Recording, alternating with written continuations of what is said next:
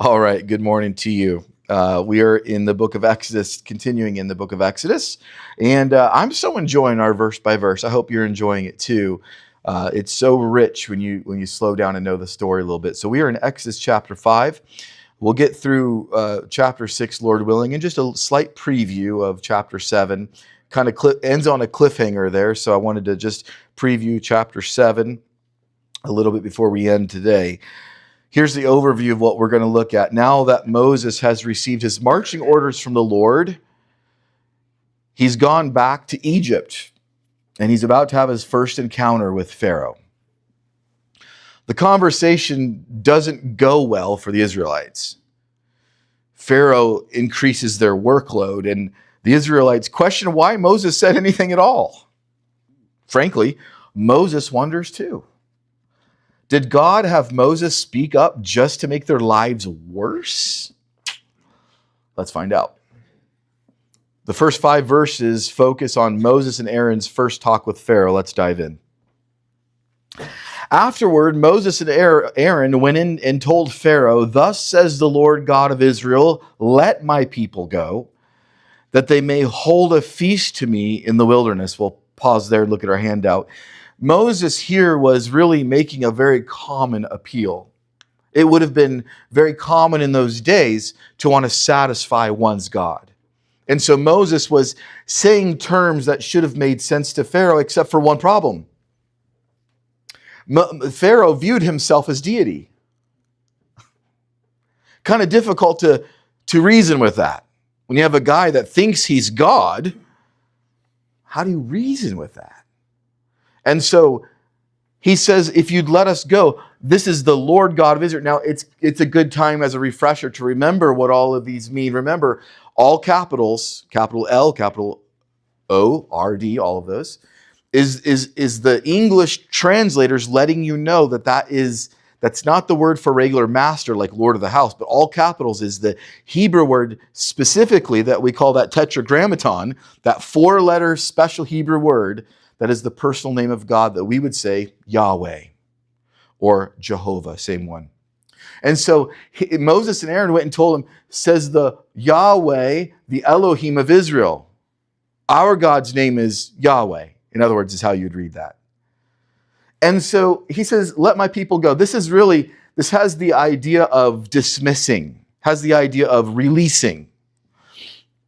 And so he says, you need to really let us go, and we need to hold a feast for the Lord in the wilderness. In other words, can I say it this way? Now, the pagan gods would have the pagans would have understood this about their gods. If this doesn't happen, if I don't hold a feast for him, then he's not satisfied. See, the pagans were conditioned to understand they need to satisfy the gods, satisfy the gods. Moses basically is making an appeal of the day here. He's making a cultural appeal. And he's saying to Pharaoh, we need to satisfy our God, or we're in trouble, okay? Now keep that in mind. Verse 2, Pharaoh said, so who is the Lord? Pilate, is that you? Doesn't that sound like Pilate? What is truth? That's exactly what I thought of this week when I read that. Who is the Lord? Who is Yahweh? All capital L-O-R-D. Who is Yahweh? That I should obey his voice and let Israel go. Who is he to me? I don't know Yahweh. I do not know the Lord, nor will I let Israel go. Swing and a miss. What's your point? He's not my God. Who is this guy anyway? All right, verse 3. So they said, but let me tell you who he is. He's the God of the Hebrews, and he's met with us. Already, Moses and Aaron are trying to say, he's not like all your gods. They're trying a more diplomatic approach now. Verse 1, look at this again. Look at verse 1. Moses and Aaron went and told Pharaoh. They did what with Pharaoh? Asked? No, they told. See that in verse 1? Very strong language. They came on pretty strong. They told Pharaoh, let my people go. They're going to satisfy me away from this place. Release them. That's how they started the conversation. Pharaoh's like, hey, that doesn't really sound very appealing. I don't know who this God is. Okay, let me try a more diplomatic approach. Now they're back up saying, okay, here's the deal. The Elohim, the God of the Hebrews, has met with us, okay? So please let us go 3 days' journey into the desert and sacrifice to Yahweh, our Elohim, the Lord, our God, lest he fall upon us with pestilence or with a sword. In other words, do you see they're actually setting up now I can't wait to get into the 10 plagues. Now, chapter 7 and verse 13 butts up against the first plague. So that's why we're trying to get to that point so you can see a little bit of that. But next week, Lord willing, we start chapter 7 fully. This is going to be awesome. You're going to love this. But look, a little bit of a preview. Here's what happens when you don't listen to our God. Do you see it? He's going to fall upon us with pestilence or with a sword. It's a warning. When you don't obey this God, there's real ramifications. You need to be on his good side, Pharaoh. Do you see? A little preview for us. By the way, before we go on, what do they mean by let us go 3 days journey into the desert? Well, there's a lot of debate on that, and there's a lot of thought on that. A lot of ink has been spilled trying to figure that out, because weren't they actually asking for a total release? And the answer is yes. When they said, let my people go, that's a total release. Why 3 days then? Well, probably because 3 days would have been given them enough time to clear completely out of Egypt. So give us 3 days journey. It would be another way of saying, let us get out of Dodge. We want to be released from this place. More than likely, that's my take on it. All right, you can have fun studying that. Verse 4, and the king of Egypt said to them, Moses and Aaron, why do you take the people from their work? Get back to your labor. And Pharaoh said, look at these people of the land are many now. You make them rest from their labor. That was one of the questions I asked in our study guide. What was his primary concern at this point? Well, I can tell you what it wasn't. His primary concern was not satisfying the Hebrew God. Furthest thing from his mind. What was his primary concern? Getting work done. And right now, they're not working like they should. There's a lot of them. Hey, if you have a lot of people off the clock at once, it's a lot of work that's not getting done. That brings us to our next section. 5:16 through 14 is about Pharaoh's increasing the Israelites' workload. Let's go ahead and dive in. Verse 6, so the same day Pharaoh commanded the taskmasters of the people and their officers, saying, you shall no longer give the people straw to make brick as before. Let them go and gather the straw for themselves. You shall lay on them the quota of bricks which they made before, shall not reduce it, for they are idle. Therefore they cry out, saying, let us go and sacrifice to our God. Let more work be laid on the men that they may labor in it, and let them not regard false words. What's going on here? Pharaoh, his observation with this is Pharaoh said, you know what's going on here is these are lazy people. They're not only lazy people, they obviously have too much free time. And in their free time, they've taken in false information from you two, from Moses and Aaron, at this point, those two. For Moses and Aaron, they're hearing these lies about sacrificing to their God. I'll tell you what, we need to get rid of their free time, and we're going to increase their workload. I have in your handout here just for us to understand why straw. Maybe you're wondering why straw. Bricks were, of course, made with a combination just right of the mud, but why straw? Well, think of it in terms of a binding agent, and in a lot of the same ways we use rebar. This was the rebar of the day. Now, what exactly we talking about when we talk about straw? Oh, also, I want to show you. I'll get into that in a second. Okay, I almost got ahead of myself. Verse number 10. And the taskmasters of the people and of the officers went out and spoke to the people, saying, thus says Pharaoh, I will not give you straw. Now, let's pause for a moment. This was a significant part of their workday. They had all of the supplies given to them. They had all the materials there. They had the piles of the straw there, and they were just to make bricks. But Eli said, you got to get your own ingredients now because we want you to not have enough time to hear these lies. You got to go get your own straw. This is significant. This is significant. In verse number 11, go yourselves, get yourselves straw where you can find it. Where do we go to get it? I don't know. Good luck. Go find it. But none of your work will be reduced, verse 11. Now look at this in verse 12. Now what were they supposed to get? Straw. Verse 12. So the people were scattered abroad throughout all the land of Egypt to gather what? Stubble. Well, maybe not everybody in this room is as city as me, but I had to look up the difference between stubble and straw. because I don't understand how things are made. I just go to the store and I'm like, oh, cool. This is already done for me. When you're harvesting the grain and you cut down the grain, that stalk that falls, and then you take the wheat off of it, that's your straw. That long part that's pretty strong is your straw. So after you're done with the harvest, you have a mix match of things. That straw is what they were gathering to put into the bricks. So what's stubble? From my understanding, stubble is the part that's left that's connected to the ground still. It's the little tiny part. It's the stub that's left on the ground still. And that is what they were going and finding, is those little leftover pieces of stubble, because they couldn't find straw. After they're done with the harvest, they take the straw, they put it into a holding place. They take all the grain, they take that off. But what they could find was this leftover. That leftover actually is good nutrients from the ground, and not great that you take it up. It's actually good as like a compost, to leave it there.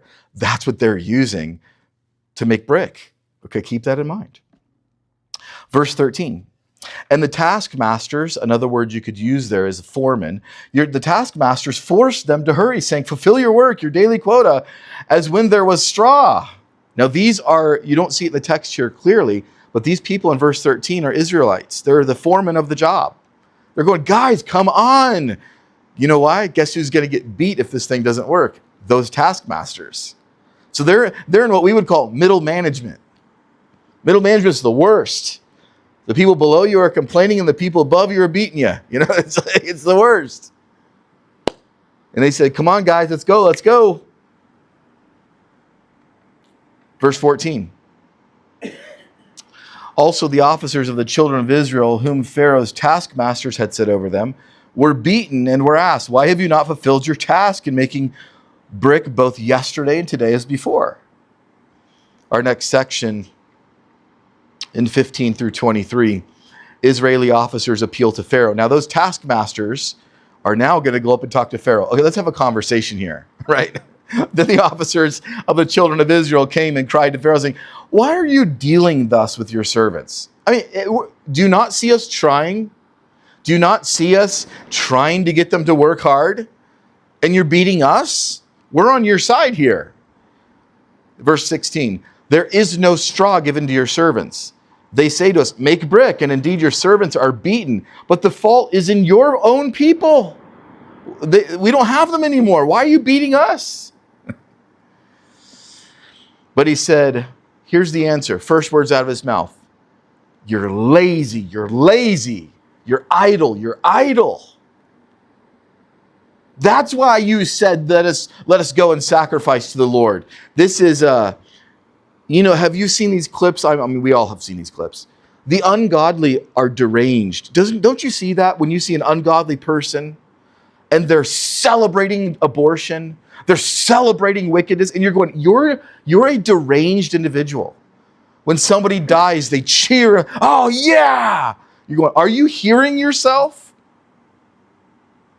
These people were being beat and under oppression, and the first words out of his mouth is, well, you're lazy because you wanted to go and sacrifice to your God. Okay, so there's women and children out here and men dying, and you're beating us for this. Oh yeah, you bunch of lazy people who will sacrifice to your God. Is that what you want to do? I'm going to beat it out of you so you never talk that way again. This is the ungodly status of Pharaoh. Of course, he thinks he's a deity himself, so he can do whatever he wants, right? Verse 18, therefore go now and work, for no straw shall be given you, yet you shall deliver the quota of bricks. Let's try this again. And the officers of the children of Israel saw that they were in trouble after it was said, you shall not reduce any bricks from your daily quota. I have in your handout here that Pharaoh was convinced that they were lazy and making excuses to not work. Verses 20 through 22. Then as they came out from Pharaoh, they met with Moses and Aaron, who stood there to meet them. Did you know that when you decide to live for God, and did you know that when you want to be a leader for God, did you know there will be some kind of a gap? Always, just write it down, always. There will be a gap somewhere between what God has called you to and what other people expect you should do with your life. Now, what you do with that gap is going to be whether your life counts or it doesn't count. So they're going to address the gap. Moses and Aaron were told by God to go and do this task, and they did it, although Moses is like doubting this whole time, but they go and do it. But the people underneath them, they don't see this vision here. So they go to them and they say to them in verse number 20, they met with Moses and Aaron, and they say to them, let the Lord look on you and judge. I don't know, let's do this, Moses and Aaron. You tell us. Why don't you tell us? Because you've made us abhorrent in the sight of Pharaoh and in the sight of his servants to put a sword in their hands to kill us. The only thing you guys have accomplished, you two, Moses and Aaron, there's only one thing you've accomplished. You have made him so angry at us and put weapons in his hand to destroy us. That's all you've accomplished. Have you ever tried to do an incredibly difficult task? I've never ran a marathon in order like 26.2. But I've done like 16, 17 miles lots of times. I don't know why I've never just pushed through and tried to finish. But probably because I was running by myself and I thought, I'm tired now, I'm gonna go home. But it's so funny to me that when you're trying to run a really long distance like that, when I talk with other people who have not done it, they give advice on how to do it. You ever notice that? I have noticed that when I try to accomplish a very difficult task in my life personally, that people like to give advice on how to accomplish it. And I think to myself, you haven't done it.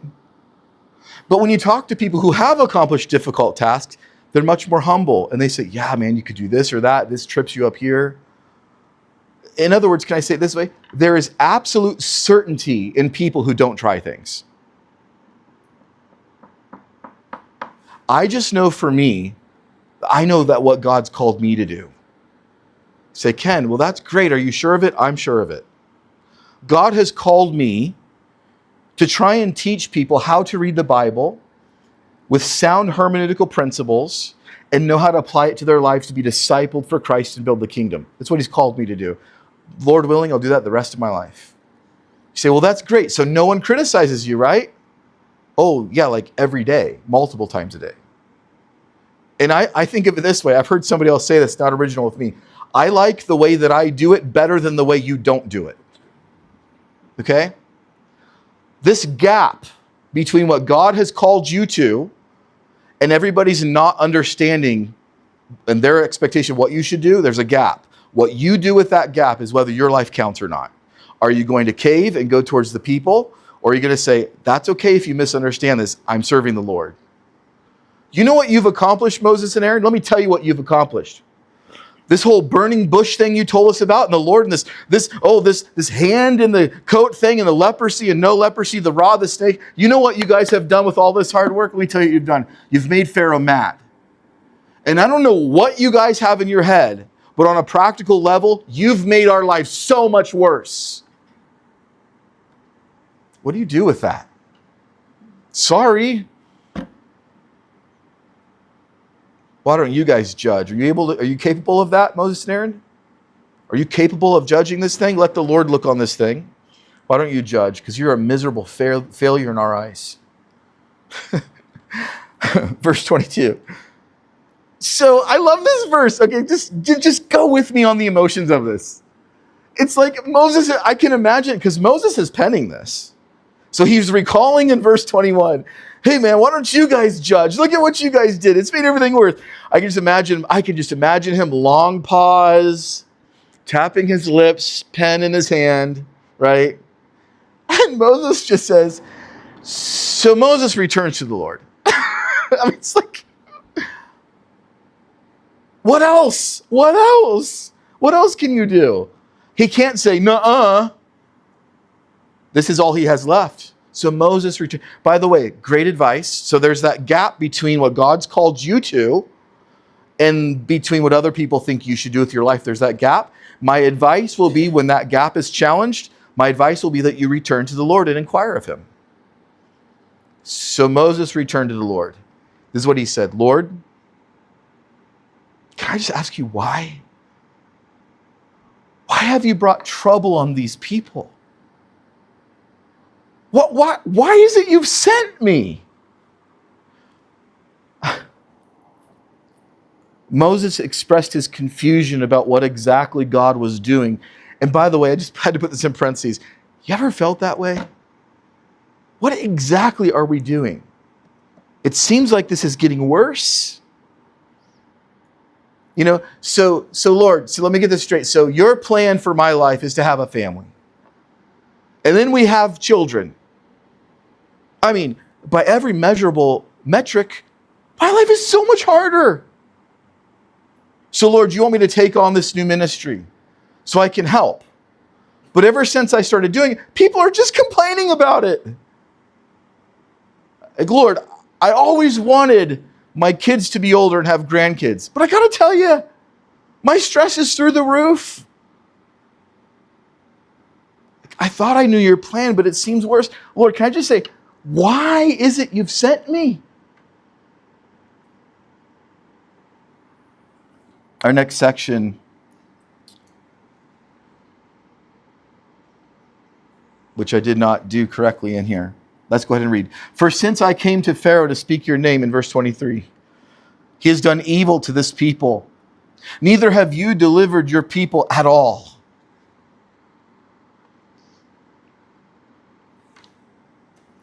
Chapter 6 begins a new section for us. The Lord reassures Moses and Aaron, and guess what? Moses still doubts. I mean, I just feel like I'd get along with him pretty well. Verse number 1, then the Lord said to Moses, now you see what I will do to Pharaoh. For a strong hand he will let them go. For with a strong hand he will let them go. And with a strong hand he will drive them out of this land. And God spoke to Moses and said to him, I am the Lord, I am Yahweh. Now this is very interesting. He says, I appeared to Abraham, to Isaac, and to Jacob as God Almighty, but by my name, Lord, I was not known to them. Question, have we seen the name Lord yet in this? Did the Lord, capital L-O-R-D, appear to Abraham, Isaac, and Jacob? Yes. Okay, we got a couple of options here. Either when Moses recorded it, he said the Lord met with them, but he didn't reveal his name to them that way. I don't think that's the right option. Or the other option is, which I believe is true, they knew his name, but they didn't know his name. Have no other gods before me. Don't take the name of the Lord your God in vain. What does it mean to take the name of the Lord your God in vain? What does that mean? Well, this is the best way I can tell you. When Sarah chose to marry me and enter into a covenant with me, Sarah took my name. See, we think taking the name of the Lord your God in vain means to curse with it. Oh, my friend, it's much more serious than that. When I was a school teacher, I remember hearing and properly so, I remember the teachers correcting some of the kids that would say, oh my, and they'd say God, but they used it flippantly. And properly so, teachers would correct them, but they would always correct them and say, don't take the name of the Lord your God in vain. Don't break one of the 10 commandments. Okay, that's not what that's talking about in the 10 commandments. It's actually much more terrifying than that. What it means to take the name of the Lord means that you are representing him. Just like Sarah has entered into a covenant relationship with me. So as our marriage progresses, what I do, I'm representing Sarah. I can make her look bad. You married that bum? And she can make me look bad. That's your wife? She took my name. And when she does things, she can do things in my name now. I hope she didn't take it in an empty way. Right? Don't, in an empty way, enter into a covenant with God. Don't take his name if you aren't truly representing him. Don't you dare tell people you're a Christian if you aren't submitted to the Lord. Don't take his name, and don't take it in vain. I appeared to them Can I say it this way? But my characteristics, my character was not known to them. The depth of who I am when I say Yahweh, my personal covenant name, is not known to them. What are they used to? They're used to pagan gods. What do the pagan gods want? The pagan gods want to be satisfied. They want you to go and sacrifice to them to appease the gods. But this God, the God of the Hebrews, Yahweh, He loves you. He hears you when you cry. He cares about you like a father cares about a son. He's made a covenant with them, but he's saying, there's a whole nother level of this thing they don't even know about. Abraham and Isaac and Jacob got a covenant with me, but I'm telling you something right now. I appeared to them, but they didn't understand the depths of who I am and my name to them. Did you know there's layers to this thing? I believe with all my heart today, as you sit here today in 2026, I believe with all my heart, you will not know the depths of God's love for you unless you're willing to stick out your neck for Him.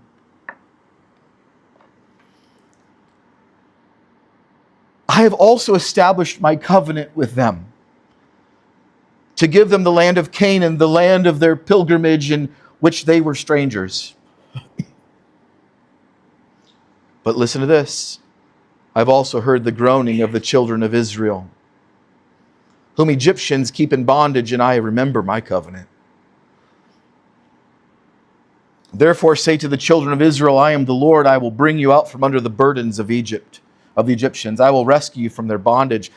I will redeem you with an outstretched arm and with great judgments.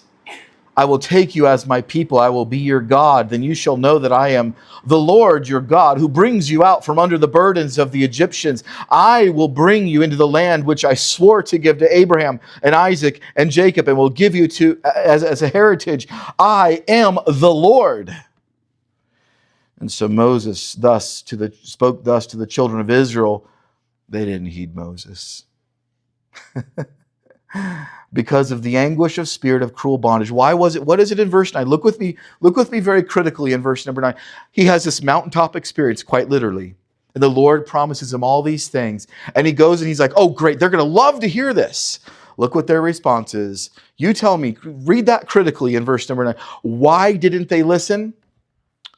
There's the word because. Because of what? Shortness of breath, anguish of spirit. Exhaustion. So Moses goes back to these people who are trying to gather straw, but they're finding stubble and they're trying to cut it. They're putting that in the basket. Let me get another one. I'm exhausted, man. They're going to kill us. And we're trying to find pieces this big. We need pieces this big. They're tired. They're exhausted. And Moses and Aaron come back with a mountaintop experience and they say, we've got great news. God will deliver us with a mighty hand and powerful judgments. Wow, that's great. You already said that. Now grab some scissors. Boy, there's a principle there, isn't there? Again, there's this gap. When I have my personal time with the Lord and He gives me marching orders for my life, and what other people expect I should do with my life, there's this gap. What you do with that gap will determine whether or not your life counts.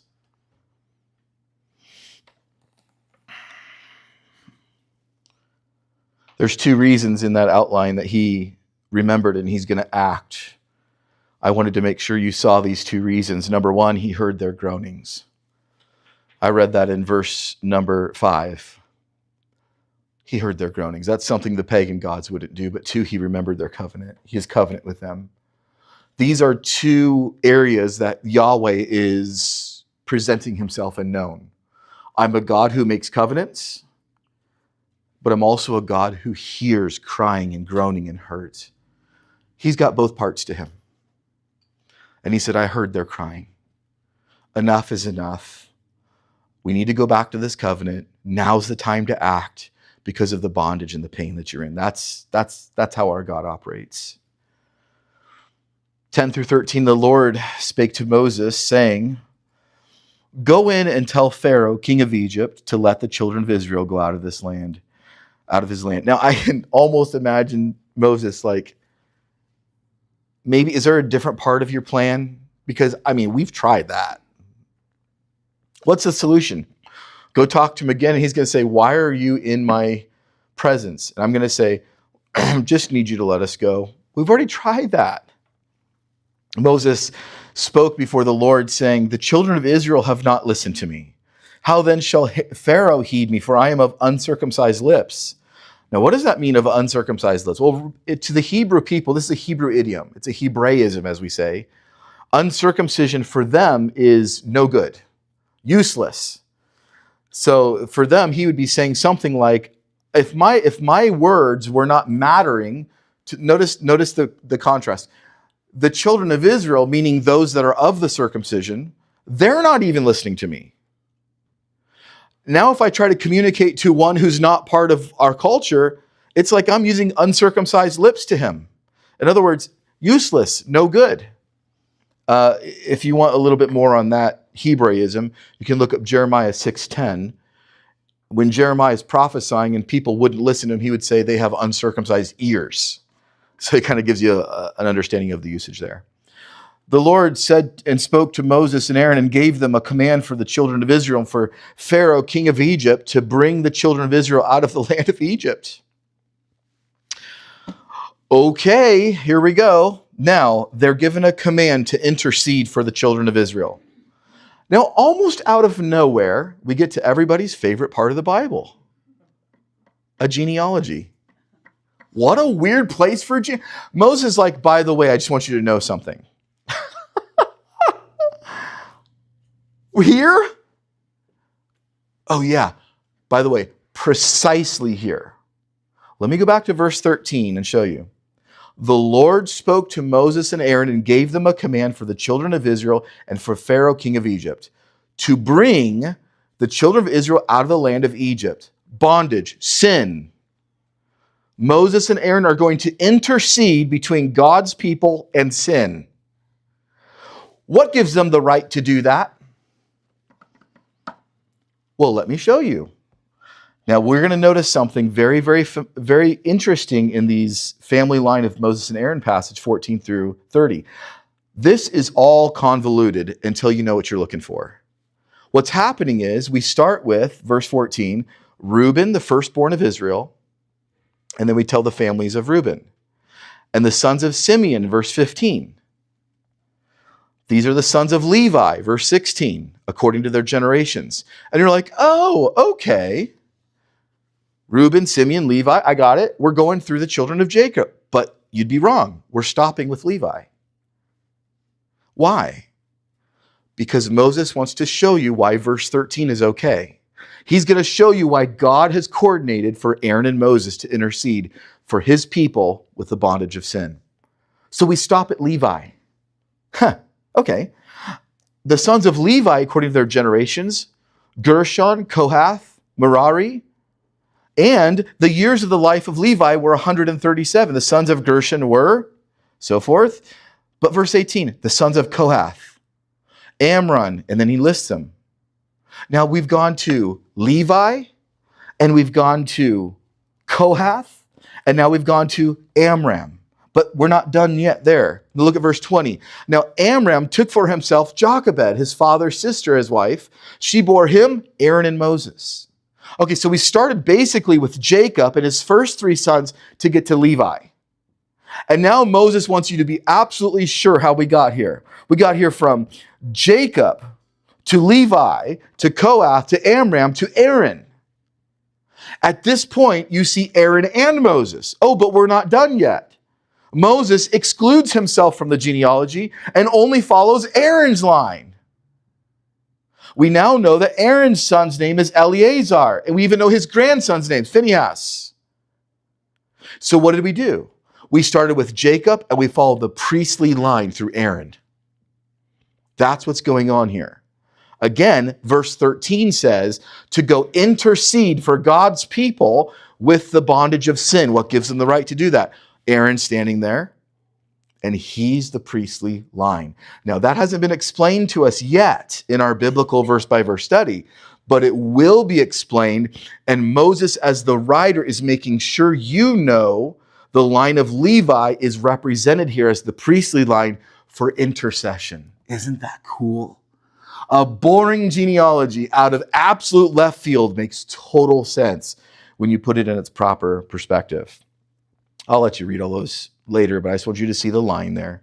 So we have 6 generations going through there, and we finally get to verse 25. I'll pick up the last one here. Eleazar, Aaron's son, took for himself one of the daughters of Petuel as wife, and she bore him Phinehas. These are the heads of the fathers' houses of the Levites according to their families. So you have 6 generations there going through the priestly line. Okay.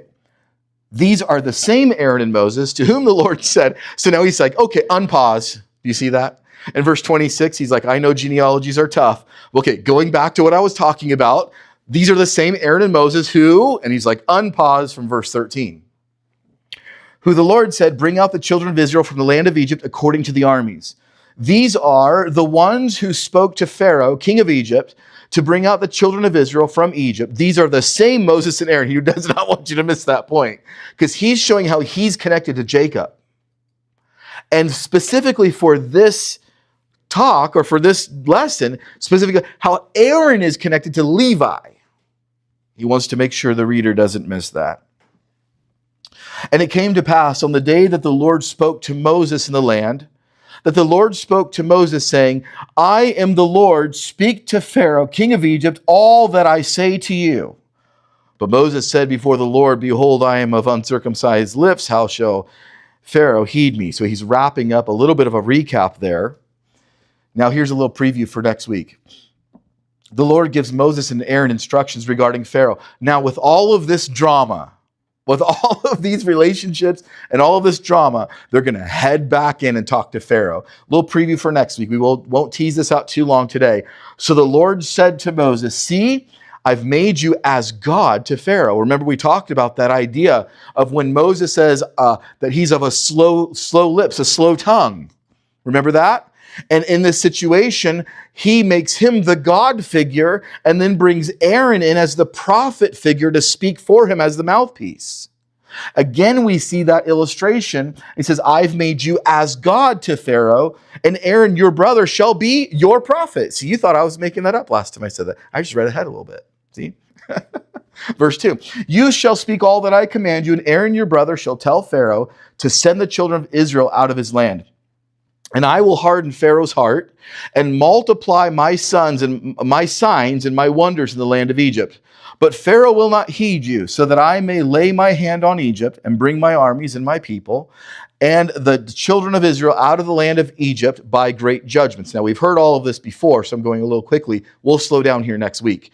And the Egyptians shall know that I am the Lord, and I will stretch out my hand on Egypt and bring out the children of Israel among them. And Moses and Aaron did so just as the Lord commanded them, so they did. Here we go. Here's the preview. Moses was 80 years old, and Aaron was 83 years old when they spoke to Pharaoh. The Lord spoke to Moses and Aaron, saying, when Pharaoh speaks to you, saying, show a miracle for yourselves, then you shall say to Aaron, take your rod, cast it before Pharaoh, let it become a serpent. Remember? So now we're getting into this really cool part of the book. Verse 10, so Moses and Aaron went to Pharaoh. They did so just as the Lord commanded. Excuse me. And Aaron cast down his rod before Pharaoh, before his servants, it became a serpent. But Pharaoh also called the wise men and the sorcerers, so the magicians of Egypt, and they also did in like manner with their enchantments. For every man threw down his rod, and they became serpents. I love this verse so much. But Aaron's rod swallowed up their rods. Oops. Oh, you guys can do that too? Oh, cool. Lunch. And Pharaoh's heart grew hard. He did not heed them as the Lord had said. This verse right here reminds me of when Saul on the road to Damascus encounters the Lord, the risen Lord. And he says to him, it's hard to kick against the pricks. In other words, or the goads. They would take a goad and they would prick or prod cattle to get them to go where they want. That cattle, if they're smart, go the direction opposite of the prick. Well, the Lord says, why are you kicking against that? Stephen's bloody garments, the risen Lord. Why are you doing that? Pharaoh has an opportunity right here. And his heart grows hard. Just a little teaser for next week of what we're going to see.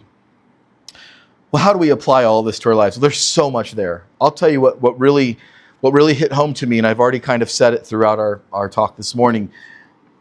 But a leader in God's kingdom must be satisfied with God's favor alone. He has brought all of you in my life to be an encouragement to me. And I'm thankful for your encouragement in my life. So thankful. We would not be here doing this if it wasn't for the faithfulness of y'all towards the Lord's service. But please understand what I'm saying. A leader in God's kingdom must be satisfied with God's favor alone. And there will be a gap between what God has called you to do and what others think you should do. What you do with that gap will determine how much your life will count. Those are some heavy words. Lord, help me to desire your favor on my life more than the acceptance from others, more than praise from others. Lord, I desire what you say about me and your favor on me more than what anybody else would say. That's what I took out of this passage this week. Our study guide this week, in your opinion, what was Pharaoh's biggest concern about the people? Well, I already said this. They weren't producing material to build his kingdom or his empire. Pharaoh added more work to the children of Jacob. He wanted to teach them a lesson. What was the lesson he wanted to teach them? Really, to not listen to Moses and Aaron. By the way, this right here, I know we're going past it kind of quickly, but think with me. You know, when you're witnessing to your friends and family and you're trying to show them about the goodness of God, there will be other distractions for them. This is what Pharaoh was trying to do. The Lord was trying to speak through Moses and Aaron to the people. But there's always going to be some form of Pharaoh. Remember, we talked about that in Luke 8. The seed is put out, but the cares of this world chokes out the gospel as it's growing. Be looking for that as you're witnessing to people. There will always be a Pharaoh or a situation like a Pharaoh to squash what the Lord is trying to do. Be diligent in just obeying him anyway. Moses summarizes how he thinks everything's going since the Lord called him at the burning bush. Does Moses think everything's going well so far? No, not at all. In fact, he's questioning why it's all getting worse. How did the children of Israel respond to Moses' message? Well, they didn't listen due to shortness of breath, anguish of spirit. They were exhausted. By the way, there's another principle there. When we're trying to show somebody the goodness of God, there's a really good principle in trying to, if we can, satisfy their physical needs at the time, and that will pave the way for spiritual truth. I mean, somebody's dying of starvation. James talks about that, right? Faith in action. Somebody's starving, you don't say, let me pray a blessing over you. Help their stomach feel full. No, go buy them a sandwich, and while you're eating it, share the gospel. There's a very practical part there as well. All right? Next week when we come back, we'll start on chapter 7. There's a lot of good theological things in there, and we will be ready in chapter 7 also for the first plague that starts in verse 14. I'm so excited to show you this. You're going to be amazed at how the Lord planned these out in order. It's one of my favorite parts of the Bible. And this ties in with Revelation. It's fantastic. You're going to love it. All right. Thank you for your good attention today. Thank you for those of you who are joining. We love you. We pray for you. Thank you for contacting me. Some of you contact me throughout the week. Let me know that you're praying. And thank you for your support. It means the world to me. All right. Thank you guys for your good attention. God bless you.